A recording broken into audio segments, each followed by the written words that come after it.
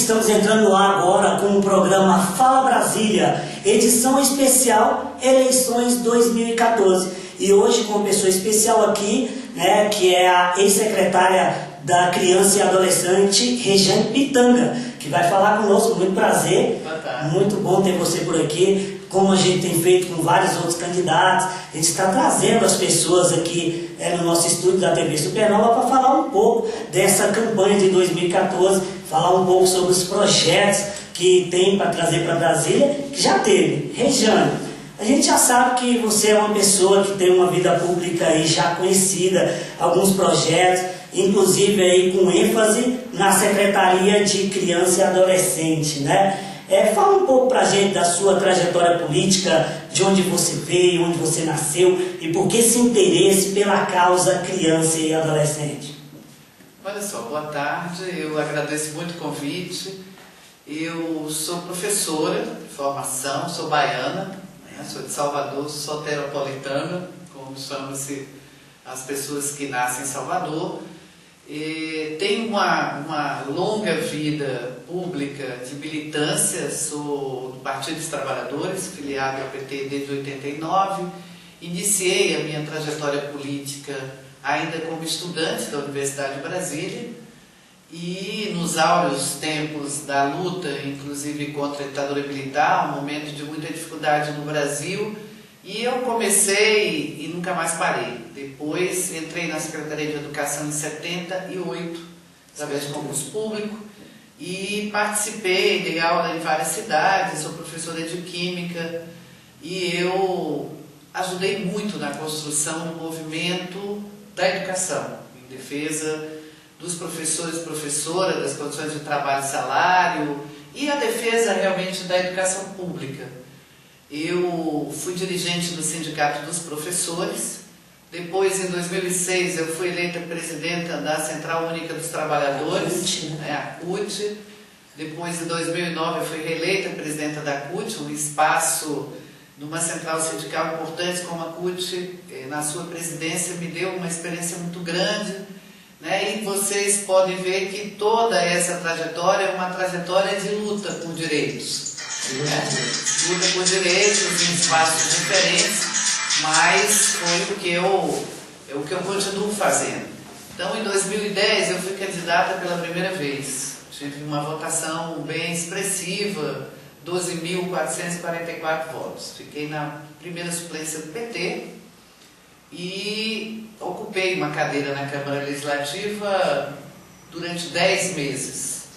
Trabalhei muito, aprovei alguns projetos importantes, voltados principalmente para a educação, a questão da lei da gestão democrática nas escolas públicas. Eu cuidei do projeto do Executivo, cuidei de todo o debate, enfim, na Câmara Legislativa, aprovei 2 leis, uma voltada para a prevenção e assistência à saúde dos profissionais da educação, a outra com relação à cultura de paz nas escolas, voltados para o combate à violência dentro das escolas, bullying, enfim, e a aprovação da Procuradoria da Mulher na Câmara, que foi uma coisa bem importante, é um espaço com status de comissão que acompanha a implementação das políticas públicas em relação às mulheres e também a questão da violência doméstica contra as mulheres. Esse espaço não existia, hoje é um espaço um espaço político importante para focar em relação às políticas públicas para as mulheres no Distrito Federal.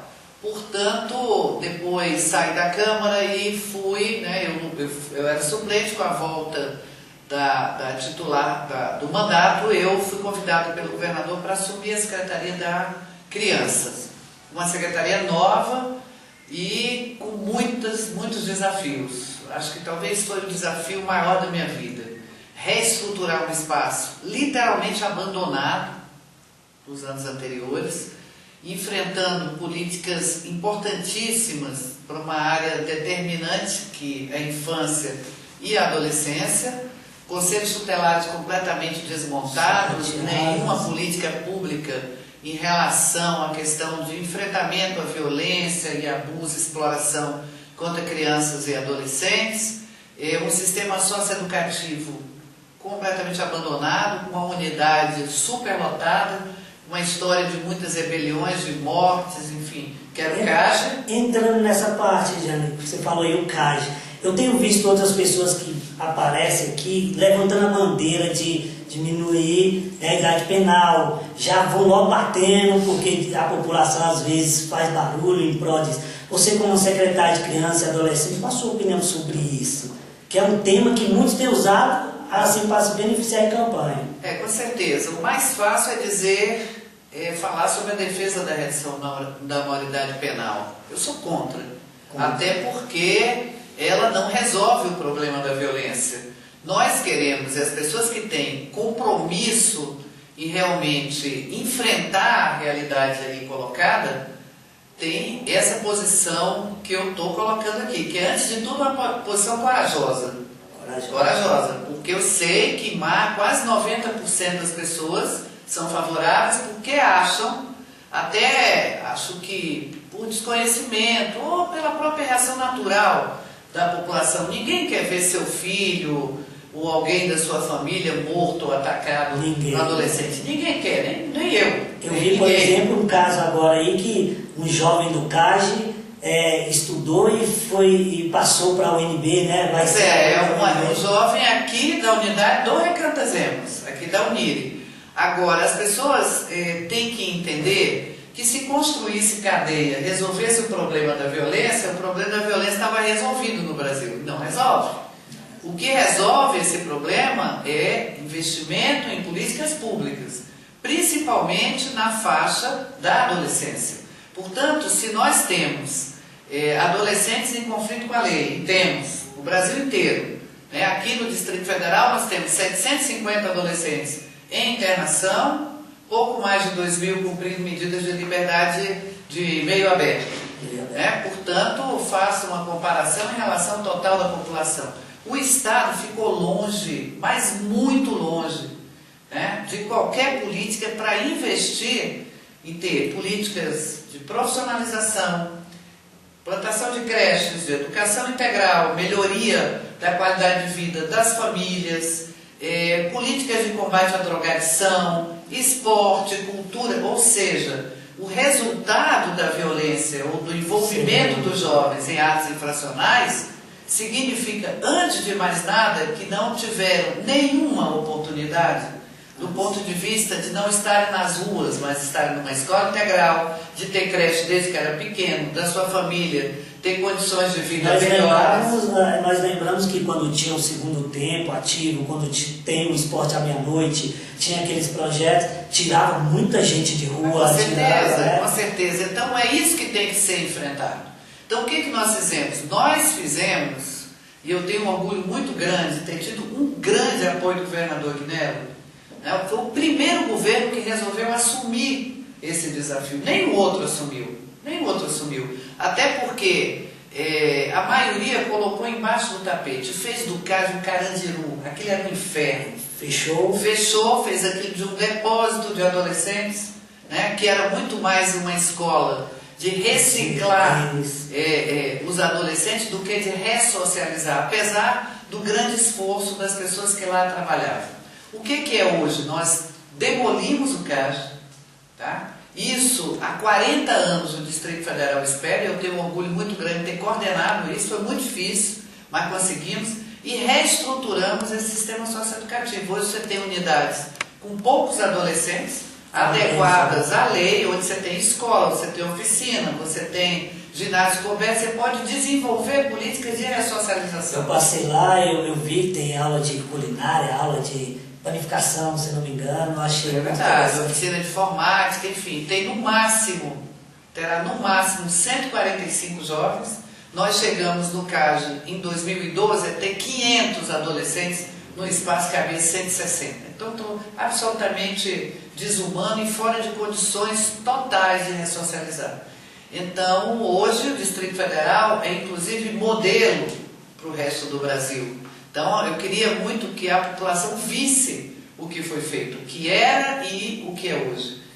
Isso, no médio e longo prazo, muda os indicadores sociais, aliados às melhorias que estão tendo na educação, né, há políticas de programas como o Jovem Canango, que está incluindo no mercado de trabalho adolescentes entre 14 e 19 anos, aliado às creches, aliados à educação integral, aliados à superação da extrema pobreza, aliados a hoje o Distrito Federal ser território livre do analfabetismo. Então, um monte de políticas que com certeza muda essa realidade. Nós queremos construir cidadania, nós queremos construir cadeia, ou ver os nossos jovens reincidirem como hoje. 80% de reincidência hoje no sistema socioeducativo, até parar na papuda ou parar assassinado, que esse é normalmente a realidade que nós vimos dos jovens em conflitos com a lei no Distrito Federal. Eu estudando alguns dados, Regiane, eu observei que o número de adolescentes que vão participar desse período eleitoral, que vão participar das eleições 2014, diminuiu. Para você, a que se deve esse fato? Os jovens estão aprendendo mais e desacreditando na política brasileira, brasiliense, em fato, ou você acha que tem um outro por trás? Você viu a reação desses pessoal dos manifestantes, quebraram, tudo, depois descobriram que era uma manipulação, praticamente, por trás disso tudo. Ou você não acredita que era manipulação, era verdadeiro, era verídico esse desejo dos jovens? Não, eu acredito que, primeiro, tem o direito de manifestação, nós lutamos muito por eles. Então, é um direito democrático e, principalmente, quando a gente vive no Estado democrático de direito como a gente tem no Brasil. Agora, a violência, junto com as manifestações, é que é muito ruim. Inclusive, termina sendo contra a sociedade. O direito de manifestação está correto. Nós avançamos muito no Brasil, de 2002 para cá, do início do governo Lula para cá. Você pode até não gostar, e não necessariamente não precisa gostar do partido A, B ou C, mas você tem que reconhecer as políticas que foram feitas. O Brasil hoje é um país muito mais igual do que ele era 12 anos atrás. Agora, é da natureza da própria juventude a indignação, isso é próprio da juventude. E isso é importante, a mobilização da sociedade é importante para fazer avançar as políticas. Nós vimos um Congresso Nacional que tem muita dificuldade em votar, até porque tem um recorte extremamente conservador e aliado às políticas mais distantes dos anseios da sociedade, até porque o que impera ali é o poder econômico, enfim, o agronegócio, quer dizer, o envolvimento em aprovar projetos e leis que avancem no sentido dos direitos da sociedade, da juventude, da população em geral, deixa muito a desejar e a gente sabe disso. Agora, quando são outros projetos que vão atender a pequenos grupos que detêm uma boa parte da riqueza do Brasil, aí é rapidinho. Portanto, nesse sentido, as manifestações foram muito importantes. Não foi manifestação contra o governo Dilma, certo? Foi uma manifestação da insatisfação em relação a uma série de coisas, inclusive o Congresso Nacional. E rapidinho as coisas caminharam. Então, assim, é ruim a gente ver a juventude diminuir a sua participação no processo eleitoral, até porque é importante, e principalmente o primeiro voto, o envolvimento com a política. Agora há, inclusive, um quarto poder no Brasil, que é a mídia, que tem lado, né, que trabalha no sentido de corroborar, né, como fez durante anos e anos nesse país, até porque 5 famílias detêm os meios de comunicação no Brasil. Por isso que nós lutamos pela democratização da comunicação. Então, o que nós estamos fazendo aqui hoje é importante. A liberdade que se tem de falar de temas que nós estamos falando hoje, nós não temos na grande imprensa. Eu sei porque eu lidei muito com ela, é importante, nós queremos liberdade de expressão, lutamos muito por isso, mas a gente vê como a opinião pública muitas vezes é manipulada. E a política, ela está muito desacreditada. Desacreditada até mesmo, já entrando no outro assunto polêmico, você acredita, por exemplo, como acreditar? Um partido diz que o outro é ficha suja, o outro partido diz que vai do mesmo jeito, que não é ficha suja, e continua numa campanha, mesmo após ter perdido em 2 instâncias, ou ele está certo ou não está certo. O que você vê esse quadro? O que é ficha suja, o que é ficha suja? Será que vai passar? ou não tem possibilidade? Olha, eu acredito muito na justiça. Você ainda acredita na justiça? Acredito, claro que eu acredito. Nós lutamos muito pelo Estado de Direito, né? A lei da ficha limpa é uma conquista da sociedade, né? O que as pessoas querem? As pessoas querem ética na política. As pessoas querem pessoas que lidem com a coisa pública de uma forma decente. É o dinheiro de todas as pessoas no Brasil e no Distrito Federal. E corrupção, ela é igualzinho a latrocínio. É roubo seguido de morte. Porque o dinheiro que some pelo ralo da corrupção, ele deixa de ir para a educação, ele deixa de ir para a saúde, ele deixa de ir para a segurança, para vários benefícios para a sociedade. Portanto, o Distrito Federal, eu tenho certeza que a população do Distrito Federal é, antes de tudo, lúcida, certo? É gente trabalhadora, é gente séria, é gente decente. Nós não queremos voltar ao passado. Nós queremos construir e continuar construindo um futuro onde nós tenhamos políticas e construção de cidadania, porque a nossa cidadania foi caçada pelo governo anterior. Caçada. Então, eu tenho certeza que isso vai ser resolvido, que as pessoas vão reconhecer que em todas as áreas nessa cidade se avançou nas políticas.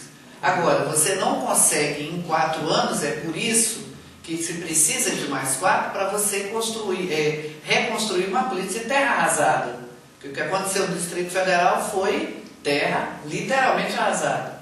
Então se precisa, né, de mais um tempo para se reestruturar. É como você construir uma casa, é tijolo a tijolo. Você vai, né? Parte a parte. Por parte. É isso. Nós conhecemos um pouco aqui de Regiane Pitanga, ex-secretária da Criança e Adolescente, fazendo um bate-bola aqui conosco, né, eleições do 2014, aqui no programa Fala Brasília. Jane, um prazer ter você aqui. Prazer, tá? Foi bom demais conversar contigo. E deixa um último recado, pessoal. Você pode falar aí o seu número, pode falar aí a sua chapa, como está sendo, né? E pedir que as pessoas venham te acompanhar aí nesse período. Eu sou candidata a deputada distrital pelo Partido dos Trabalhadores, meu número é 13213 e o nosso lema é em defesa dos seus direitos. Eu quero continuar na Câmara o que eu fiz durante toda a minha vida pública, lutar por direitos e avançar na construção da cidadania, em benefício da população do Distrito Federal. É isso aí. Estamos de volta já com mais programações aí do Fala Brasília, edição especial 2014.